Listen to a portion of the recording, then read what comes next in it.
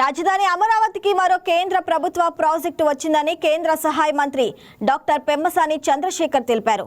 అమరావతిలో కేంద్ర ప్రభుత్వ ఉద్యోగాల కోసం అత్యాధునిక వసతులతో నిర్మించనున్న జనరల్ పూల్ రెసిడెన్షియల్ అకామిడేషన్ గృహ సముదాయానికి టెండర్లు ఆహ్వానించడంతో ప్రాజెక్టు నిర్మాణానికి కీలక ముందడుగు పడిందన్నారు.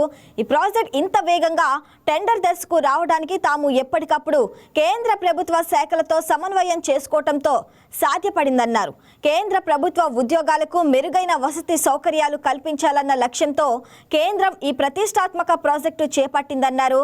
ప్రాజెక్టు అంచనా వ్యయం 1083 కోట్లు కాగా నిర్మాణ పనుల్ని మొత్తం 28 నెలల్లో పూర్తి చేయాలని లక్ష్యంగా నిర్దేశించారని తెలిపారు. 11 హైరేజ్ టవర్లలో 1504 నివాస యూనిట్లు నిర్మించనున్నట్లు వివరించారు. నివాస సముదాయానికి common double level basement parking సదుపాయం కల్పిస్తామన్నారు.